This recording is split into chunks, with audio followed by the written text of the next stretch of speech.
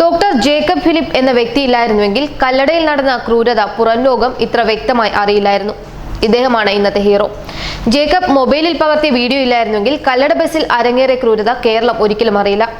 Video പങ്കുവച്ച് Jacob ഫേസ്ബുക്കിലിട്ട പോസ്റ്റിലൂടെയാണ് പുറം ലോകം ഇക്കാര്യം അറിഞ്ഞത്. പിന്നാലെ രോഷവും പരാതി പ്രളയവും കല്ലടയ്ക്കെതിരെ നടപടിയുമുണ്ടായി. സഹയാത്രികരായ യുവാക്കളെ വളഞ്ഞിട്ട് ഒരു സംഘം ആക്രമിക്കുന്നത് കണ്ടാണ് ജേക്കബ് ഉറക്കത്തിൽ നിന്നുണർന്നത്. മറ്റു യാത്രക്കാരെല്ലാം ഭയന്ന് വിറച്ചിരിക്കുകയായിരുന്നു. ബസ്സിന് പുറത്തും ആളുകളുണ്ടായിരുന്നു. ഗുണ്ടായിസമെല്ലാം ജേക്കബ് മൊബൈലിൽ പകർത്തി. ബസ്സിലിരുന്ന് വിശദമായ കുറിപ്പോടെ പോലീസിനെ വിവരമറിയിക്കാൻ ആവശ്യപ്പെട്ട് ഫേസ്ബുക്കിൽ പോസ്റ്റിട്ടു. വിവരമറിയാൻ വിളിച്ച മാധ്യമപ്രവർത്തകരോട് കാര്യങ്ങൾ പറഞ്ഞു. അതേ ബസ്സിൽ മണിക്കൂറുകൾ യാത്ര ചെയ്ത് ബാംഗ്ലൂരിലാണ് ജേക്കബ് ഇറങ്ങിയതും. അതിനിടെ കല്ലടയിൽ നിന്നുള്ള ഭീഷണി ഫോൺ കോളുകളും എത്തി. ജീവന് ഇപ്പോഴും ഭീഷണിയുണ്ടെന്ന് ജേക്കബ് പറയുന്നു. കല്ലടയിലെ ബസ്സിൽ നടന്നത് അതിക്രൂരമായ അക്രമമെന്ന് സംഭവം പുറം ലോകത്തെ അറിയിച്ച ഡോക്ടർ ജേക്കബ് ഫിലിപ്പ് പറഞ്ഞു. യുവാക്കളെ റോഡിൽ ഓടിച്ചിട്ടടിച്ചു. തലമുടി വലിച്ച് ബിയർ കുപ്പി കൊണ്ട് അടിക്കാനും ശ്രമിച്ചു. കല്ലട ബസ്സുകാർ തന്നെ പിന്നീട് ഫോണിൽ വിളിച്ച് ഭീഷണിപ്പെടുത്തി.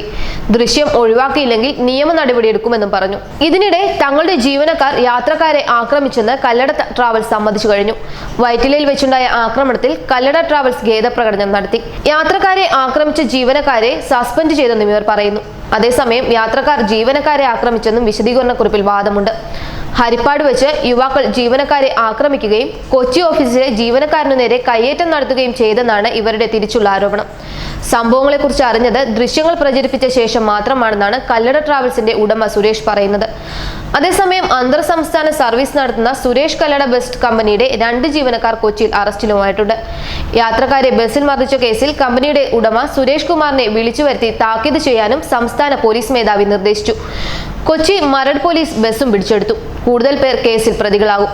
സുരേഷ് കല്ലടയുടെ കേരളത്തിലെ ഓഫീസുകളും ഇന്നലെ പൂട്ടിച്ചതായി പോലീസ് പറയുന്നു. സുരേഷ് കല്ലട ബസിന്റെ പെർമിറ്റ് റദ്ദാക്കുമെന്ന് ഗതാഗത കമ്മീഷണർ ADGP സുരേഷ് കുമാർ പറഞ്ഞു. അതിനിടെ യാത്രക്കാർക്കു നേരെ അതിക്രമമുണ്ടായതിൽ ഖേദം പ്രകടിപ്പിച്ച് കല്ലട ട്രാവൽസ് രംഗത്ത് വന്നു. യാത്രക്കാരെ മർദ്ദിച്ച ജീവനക്കാരെ തങ്ങൾ ഒഴിവാക്കിയെന്നാണ് ഇവർ പറയുന്നത്. എന്നാൽ ബസ്സിലുണ്ടായിരുന്ന യുവാക്കളാണ് ആദ്യം ആക്രമണത്തിന് മുതിർന്നതെന്ന് ഇവർ വാദിക്കുന്നു. ഇവർക്കെതിരെ നിയമ നടപടി സ്വീകരിക്കുമെന്നും കേസ് കൊടുക്കുമെന്നാണ് സുരേഷ് കല്ലട ഇപ്പോൾ തിരിച്ചു വാദിക്കുന്നത്. ദൃശ്യങ്ങൾ പ്രചരിപ്പിച്ച ശേഷമാണ് സംഭവത്തെപ്പറ്റി അറിഞ്ഞതെന്ന് സുരേഷ് കല്ലട പറയുന്നത് അയാളെ കേസിൽ പ്രതിയാക്കാതിരിക്കാനുള്ള തന്ത്രമാണെന്നാണ് സൂചന. കഴിഞ്ഞ ദിവസം വൈറ്റിലയിൽ വെച്ച് 15 അംഗ സംഘമാണ് ബസ്സിലേക്ക് ഇരച്ചുകയറി യുവാക്കളെ ആക്രമിച്ചത്. ഇവർക്ക് മാരകമായി പരിക്കേൽക്കുകയും ചെയ്തിട്ടുണ്ട്. പരിക്കേറ്റ യുവാക്കൾ ഇപ്പോൾ ചികിത്സയിലാണ്. കഴിഞ്ഞ ദിവസം ഹരിപ്പാട് വെച്ചാണ് കല്ലട ബസ് കംപ്ലൈന്റ് ആയത്. ഇതിനെതിരെ പരാതിപ്പെട്ടിട്ടും ആദ്യം നടപടികളൊന്നും ഉണ്ടായില്ല. പിന്നീട് യുവാക്കളിൽ ഒരാൾ പോലീസിനെ വിവരം അറിയിച്ചതിന് ശേഷം പോലീസ് എത്തിയപ്പോഴാണ് ജീവനക്കാർ ഇവർക്ക് മറ്റൊരു ബസ് തരപ്പെടുത്തി യാത്ര തുടരാൻ അനുവദിച്ചത്. ഇതാണ് പ്രശ്നങ്ങൾക്ക് കാരണമായത്. ന്യൂസ് ഡെസ്ക് മലയാളി വാർത്ത.